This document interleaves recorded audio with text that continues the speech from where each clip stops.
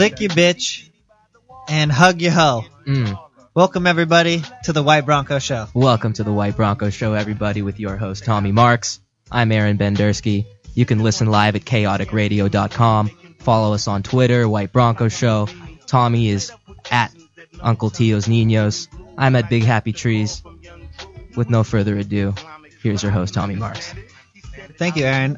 We have a guest in the house tonight. Yes, we do. Let's welcome Lulu Valencia. Thank you, everyone. Welcome, Lulu. Thank you. Lulu is a comedian who had a big day today, which is part of the reason we brought her on for today's episode. Let's hear why today was a good day for you. Starting with... She got the pregnancy test back. Yay! We're all so excited. No, wait. We're all so happy about that. Her career's still alive, no baby. Let's talk about what's the movie called you're in? The trailer for it came out today. It's a feature film called Psychic Visions. Okay, Psychic Visions, and the trailer came out today, and in the trailer there's a scene of you like fucking sobbing hard. A lot of trailer time, a lot of FaceTime. Like, beautiful. Yeah. What were you thinking of when you were crying in that scene? Actually, I was in character. I play a wife of some drug lord, and I was crying for child went missing, so apparently it was my character's child, and I was crying, and I lost myself in the scene. Is there a certain goldfish that maybe you had to flush down the toilet as a child you had to refer back to? No, actually, it was my dog, Vito. Really? Oh, you had a dog named Vito? That is hard. Vito, That's hardcore. Vito, who named him that? Well, we tried to call him Fidel, but we couldn't really say Fidel, so he became known as Fido. Oh, Fido. And my mom never liked him. Got it. So then Fidelito. we never saw Fido again because he ran away, and we thought Mom was behind that. Your mom. He ran away 2 feet underground in the backyard. Your mom drove him up to Lawndale. Okay, so your trailer came out today. Yeah, it's really exciting. It's my first feature film as an actress. And when does the movie actually come out? I'm not sure, but it's a film produced by Lou Pizarro. Okay. And great crew, great cast.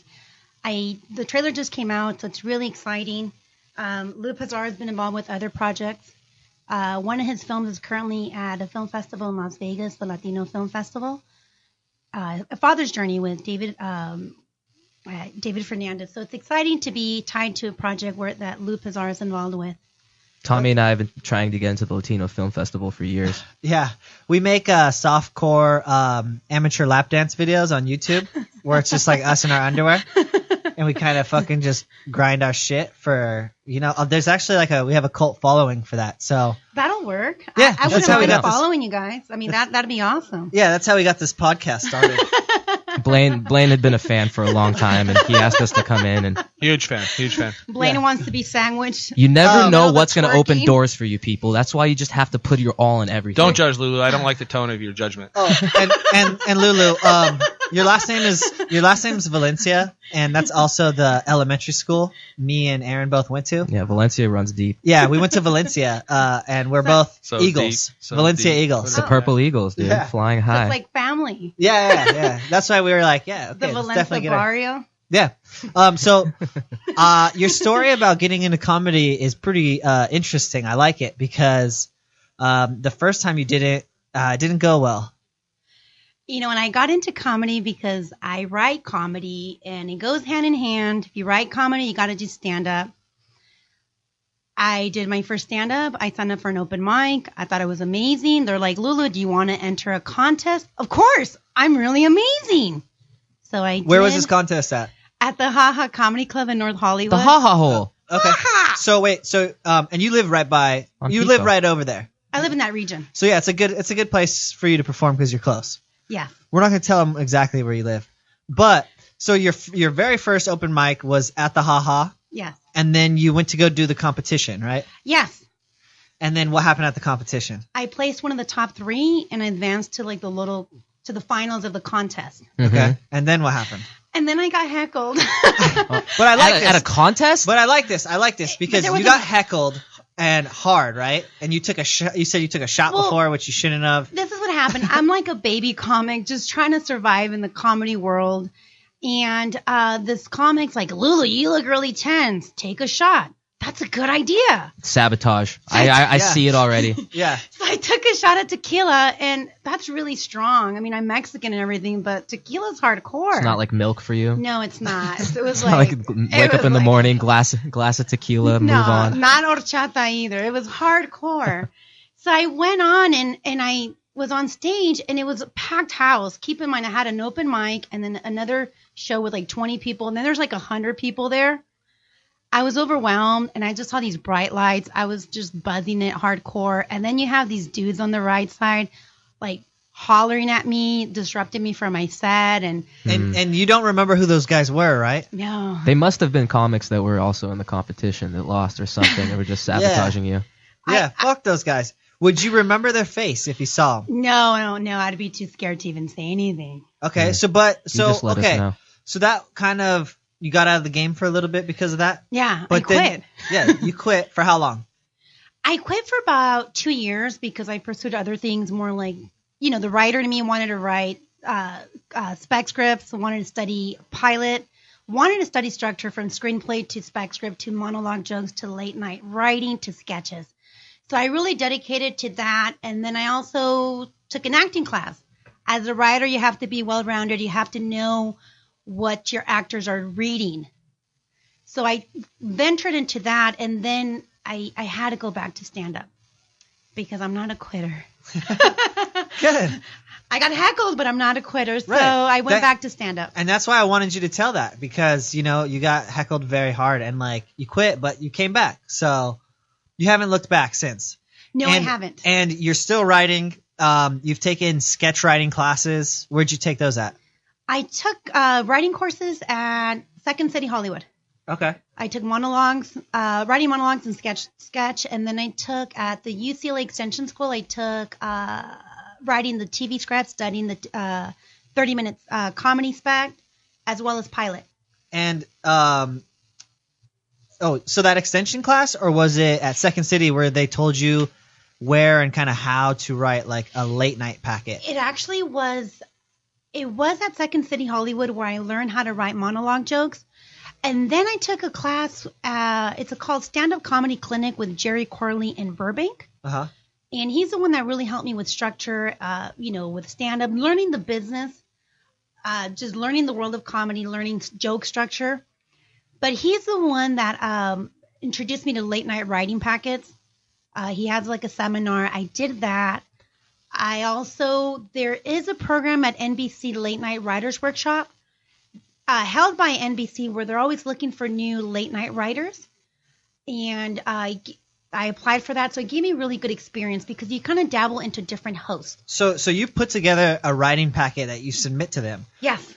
You can like tweak that. You can redo it completely, right? Yes. And then like resend it in, or you can send in the same one to like a different network, right? Yeah, I can do that depending on the host because I know with that packet, the requirement's a little bit different. They want you to write 2 original pieces, which I did for Saturday Night Live. I did a weekend update bit. I did introduce an original character. I did thank you notes because at that time Jimmy Fallon was with NBC late night with Jimmy Fallon. So it was really just getting acquainted with the host, with the host you want to write for. And like I did a bit on thank you notes. I also did monologue jokes based, topical jokes, sports, Who's your political favorite jokes. host all time? All time late night, old or new? I love Conan O'Brien. Conan? I love Conan. Old school Conan? Old school and new Conan. I just love his stuff. And since you've moved down from Carpinteria and back from the East Coast, how many times have you seen Conan?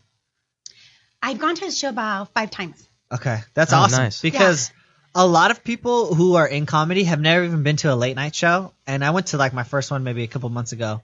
I went to Jimmy Kimmel, and it's awesome. Like it's not what you think on TV. It's completely different. It's really interesting that we're talking about late night right now. I was reading an article earlier today about something they're doing in Africa. I don't know if you know about jankum.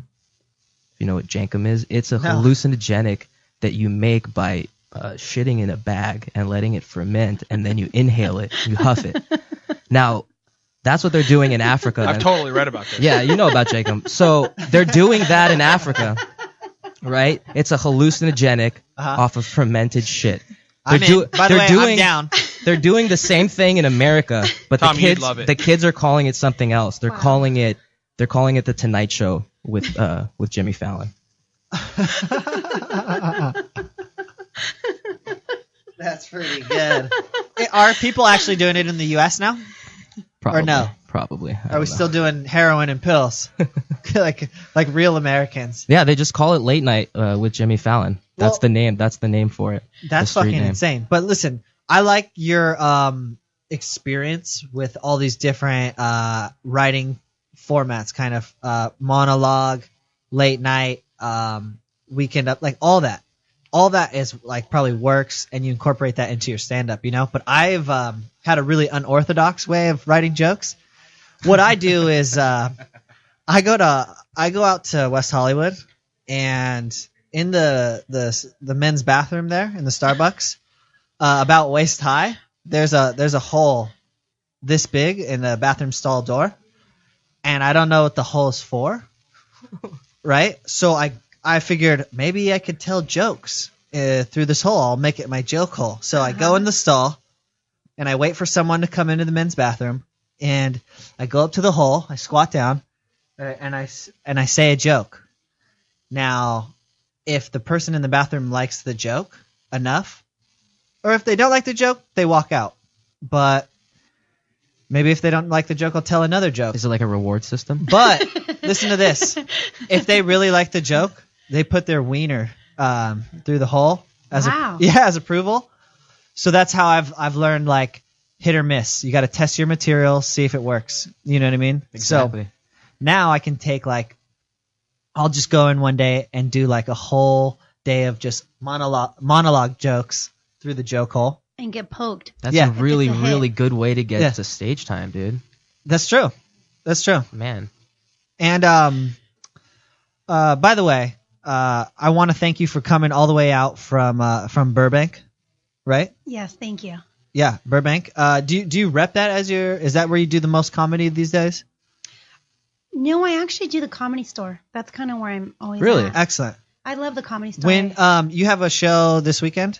I have a show on Sunday, May 31st at Flappers Comedy Club in Burbank at 7 in the main room. The Flappers Excellent. Mafia. And the headliner's Kim Coles. Dun, dun, dun. Kim The Coles Flappers from Mafia. Living Single. Oh. And Living Color. Talk about sketch comedy. She was in Living Color, and that's one of my favorite shows. What do you think Excellent. of Flappers? I love Flappers. You love Flappers? Well, I you know love what? I love Flappers. their sliders. I'm such a foodie. I love their sliders. At least they serve and their food. fries. Don't you think Tommy and I would make a really good weekend update anchors? Yeah. Yeah, totally. Yeah. See, he doesn't believe it. I'm bald though, so I don't know. I don't No, know. That's what I'm doesn't saying. matter. Lauren, I know you're listening. Call us, dog. The season's over. This guy would really Joe love Stout. to be on Saturday Night Live. And I think your ultimate goal would maybe to be a writer for Conan. Yes. You know what I mean? So once I write a packet, I feel like a late night packet, I'm going to send it to all of them like every single week and kind of just tweak it a little bit and And that's always how send it it. is. And then that's how it is with joke writing. For example, one of the things I learned from joke writing is you learn from everyone you encounter, from comics to writers. One of the tools that has helped me is association. If you, for example, especially with monologue jokes, the topic is, obesity. Of course, Americans are known for being obese. Hey, heart hey, attack. hey. Yeah, you up there. Hey. Yeah, Hey. you up there. Easy. American guy, you. Okay, wait. No, so keep going. So obesity is the topic. And what you do is you make a list of associations. What's associated with obesity, heart attacks, McDonald's, fried food, Happiness. happiness, Tinder accounts, desperate ads on Craigslist, Red tube. right? Hip dysplasia. So you do, all these medical conditions as well as, social implications of the obesity. And then you tap into, like, for example, politicians, Chris Christie's obese. Oh, right. So you kind of linked, apple pie. Borderline. potatoes. Borderline. Let's not get crazy. He's Okay, future lap band recipient. So you kind of start making a list of associations, and you make a list, and that's how you kind of tie in congruity, and you have a common theme, and you punch out a monologue joke. You could also punch that out with your own stand-up comedy. So it's a list of association, and tying incongruity, ambivalence, the element of surprise and shock value. So Damn. that's part of all joke writing, and it carries over with sketches, because when you do a sketch, there's always that, the unexpected visitor that, whoa, there's a reversal. So what else did you learn at the UCLA extension writing classes you took? Because that's interesting, because extension classes, some of the most successful people I know, those are like the only shit they've ever done are extension classes at USC or UCLA. Well, at the UCLA Extension, it's cheaper than going back to USC and getting a master's Correct. in the field. Because with that, you just go in and you gain the knowledge. You do a lot of research with writing. For example, I'm a stand-up comic. I have to study other stand-up comics. That's how it is. I study their specials. I study their sets. Also with sketches, I watch a lot of sketch shows. I love Dave Chappelle. Dave Chappelle is amazing. I love In Living Color. So you have to study other sketches. Also, because I'm, working on spec scripts, I'm working on a spec script for Family Guy. I have to study Family Guy. I have to study, Act 1, Act 2, Act 3 structure. Because with spec scripts, there's joke after joke after joke after joke. And then there's story A, story B, story C. You create, there's tension, and then at the end there's resolution. So it's really just being, you have to study it, you have to research it, and you have to keep punching it out. It's very interesting that you take such an academic approach to it. Well, no. This is the shit we need to know, and this is what hopefully a lot of people are taking notes. But so a spec script is for a 30-minute show. For comedy, it's usually like a 22-minute. A 22-minute. But comedy. So if you told someone I have a spec script, how many of them should you have? Like 10? From what I understand, to book a literary agent, you need to have 2 spec scripts and 2 pilots. And I started a pilot, but with that, it's original characters, original ideas. Of course, it's something that's already been done, but you have to create their original characters, their flaws, their strengths, as well as dialogue. And that have you made a pilot? I started a pilot. Oh, But- so can you Give us your whole pilot, and can we sell it for you? And can we have it? Can we just have it? No. All my original give ideas us on the podcast. No. Give us a little bit of what it's about. When I got the recorder going, just have her read it. This isn't a podcast. This isn't live. Hear We that? just need this And on I tape. won't rip any. It's been tabled for a while because I'm trying to finish my Family Guy spec So script. no holding deal right now for you. Is that the name No. of it, tabled? Yeah, it's called The Table Pilot by Lulu. It's interesting that you went to UCLA, to the UCLA extension, because I went to UCLA and I actually I was a fashion major, but when I graduated, my boyfriend actually went to Harvard Law, and I thought I need to go to Harvard Law, so I got in. This is fucking. So I got legally into blonde, Harvard. asshole. Okay, you didn't go to Harvard Law. I got rejected from Harvard. You applied. I applied. I went to Harvard. After high school, I went to Harvard. Really? Yeah. Really? Impressive, right? Yeah. I went to Harvard to pick up my letter of rejection. Do you wanted to personally pick it up? You said don't mail it. I want to find out when I get there. Well, I want to know why I got rejected. Were all your bags packed and you were ready to either move in or just move back? Did you walk in and do like the Latina 2 snaps thing? Like, oh fuck no! Why? You gotta be fucking kidding Why me. did I not? You bullshit. Yeah, I started cussing it up. I got her, and then I got escorted Really? by Harvard police. But I took a picture and I checked it on Facebook. That's what you do when you're at Harvard. I think my favorite cholas ever in sketch comedy was Mad TV, and it was like the girls who would freak out about not having their Ricky Martin tickets. That shit was like, Hold on. it blew my mind when I was fucking 8 years old. Hold on. Go back. Did you went to Harvard to pick up your rejection letter? Tell the story. No, that's behind just that. a joke, Oh. right? Or did you really That's a apply? joke. No, I actually. She had me. I never applied to Harvard. Damn it. Tommy, I actually went to an Ivy League school. I went to Brown University. Oh, really? I went to Brown University in Providence, Rhode Island. Oh, that's in Rhode Brown Island? Bears, yes. Nice. Nice. Oh, excellent. So that's why you're so organized with your writing. She is I way try smarter to than be. us. Yeah. And I'm very lucky to have brought you on and kind of like picked your mind on all that. Because I've been, I don't know why I haven't tried to like put together a late night packet, but I feel like before I do anything, I have to interrogate somebody about it. You know what I mean? So. No, thank you. I mean, thank you for just having me. I love writing comedy, and when you love doing something, it just becomes easier sometimes. You know, just like with anything, you'll do so much that you have to like, okay, let me stop working on Act 2 on my spec script. Let me give Peter Griffin a break. And then you dabble into something else, which is like studying sketch comedy, studying, you know, Chappelle shows. You're always learning, always challenging yourself, and you just have to keep studying. Monologue jokes, for example, one of the things I do, if it helps you out with your packet, for example, Conan on his website, he has all the monologue jokes he writes. So what I've done is with the monologue jokes, I'll take the premise, and then, because usually with monologue jokes are two-liners. The first one's the truth, the fact, the news. The second one is the hyperbole, the lie, the exaggeration, the Holy joke. shit. So what I do is She might have actually gone to Brown. big words, big words. I was gonna She say knows how to say hyperbole. I was gonna say she might. But can you spell onomatopoeia? Can you spell No, it's okay. Keep going, keep Can going. you spell Australopithecus? Ooh. All right. While I try to keep going with your story. Okay. So what you do is you would just have to always be constantly writing. I mean, I've heard someone that Seinfeld would always write like 5 hours daily. Anything, storytelling. If you're, you know, people watching, write anything, because all that you're going to remember and you're going to refer back. You create characters from there. And sometimes you'll hear dialogue and I'll just write the dialogue that's going on around me, because that creates two unexpected, you know, characters. Okay, I wrote it down here. Australopithecus. I think that's correct. ASSTROLO. Wrong. Yeah, you know, Ugh.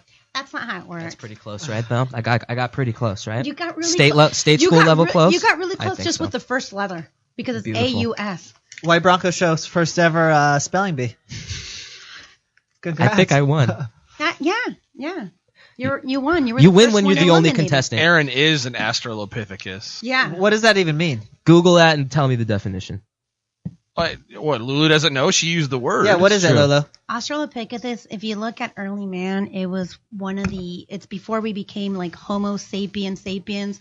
Fuck you, Before Blaine. Homo erectus, Fuck you, Blaine. It was Australopithecus You somewhere. can barely in the walk upright. Taking every Exactly. opportunity to shit on me. Basically, God it damn has. it. If you look at a chart, you'll see Australopithecus before he became a Homo erectus, Homo sapien, Homo sapien. Okay, and now answer the question: would you have sex with Australopithecus, even if he was like 3'8"? What if his name was Aaron Bendersky? Oh no, the name does it for me. Of course. Encino Man style, it's a little Australopithecus. You know he's not as big as like us. He's like a Lulu, smaller can guy. It you doesn't please matter. practice out a scene right now? I want you to moan and then cry out for Australopithecus to give you your orgasm. Ready, Lulu, go.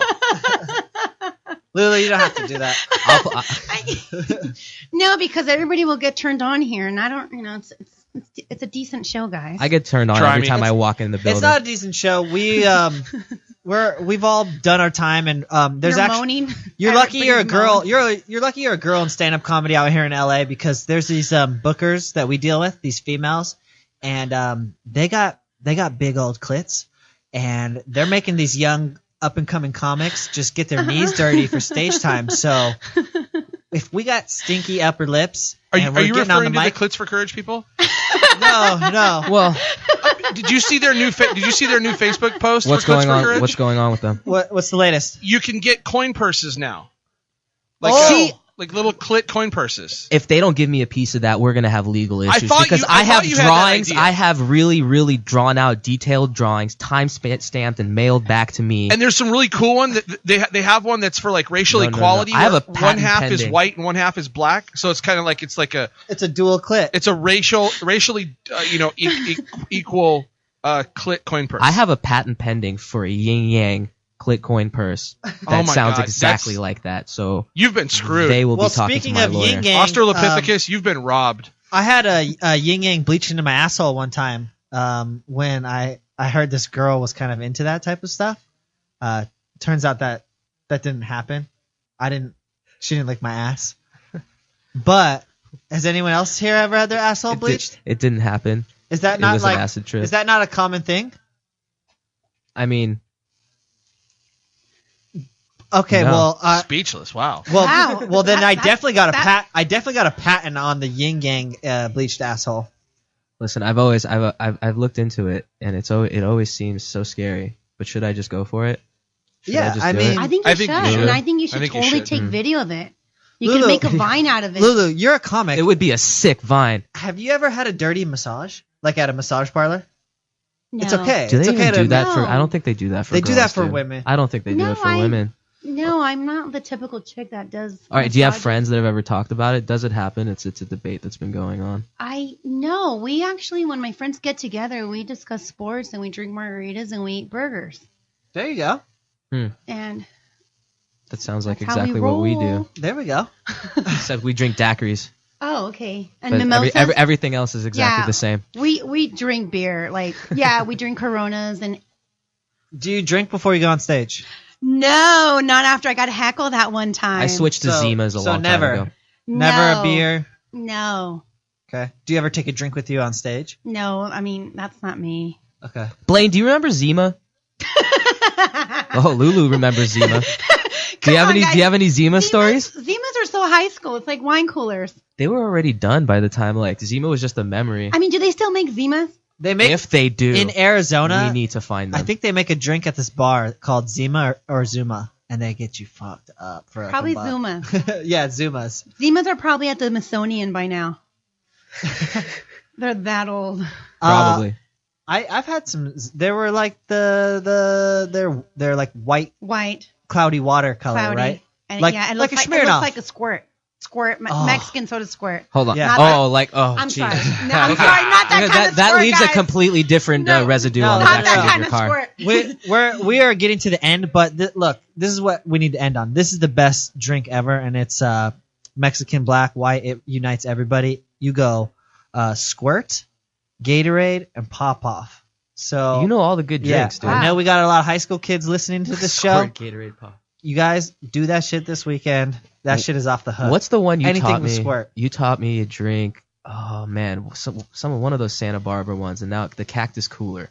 What is that? No. We do. That's an orange soda. No, the Cactus Cooler is a shot, or somebody from Santa Barbara. Yeah, you order that in a bar. That shit is good. Yeah, I don't Maybe know. I thought it was you. Anyway, No, the drink we do in Santa Barbara is I don't know if you've ever done this, Lulu. You're from Carpinteria. You drink a Mickey's 40 down to the top of the label, dump a bottle of Night Train in, dump a pack of Kool-Aid in, shake it up, put it in the freezer for 25 minutes, take it out, then you got 25 minutes to drink it, and it's called Blood Juice, and it's the best drink you've ever fucking had. It Boom. tastes like a Slurpee from 7-Eleven. boom. It's a little fucking 805 secret that you didn't know about. So. No. And on that. You know, you're going to come on, teach us your late night writing tips. We're going to give you that, and we're going to end on that. But you know what? You're welcome to come back on the show. We're really grateful. Anytime. Yeah. You made us look good. You made us look good tonight. You're fucking way too professional Thank for you us. for We weren't giving us creative expecting that credit shit. on Yeah. all No, of your thank work you. and all of your future work. By the way, really- Lulu, you should have charged for tonight because Yeah. these two are gonna go research everything Yeah. that you've said tonight over and over we were on the taking, podcast. yeah, we were fucking taking notes all we got night. So taken to school tonight, ladies and thank gentlemen. you. Yeah, come Thank you back so much. No, anytime thank you you for want, having and me. we'll have you back on soon. White Okay, Bronco thank Show. Follow us on Twitter. And what's your Twitter? Guapster Lulu. GUAPSTER Lulu. Go follow a highly educated woman. Yes, and you'll see very strategic, just professional joke writing on her fucking Twitter account. I love it. So thank you, Lulu. Surgical. Thank you so much. Thank you. We'll see you next week. White Bronco Show. The blow. And it's time to turn the blow into more dough. Sell them high, buy them low, let them fly, let them go. Birdies of the snow.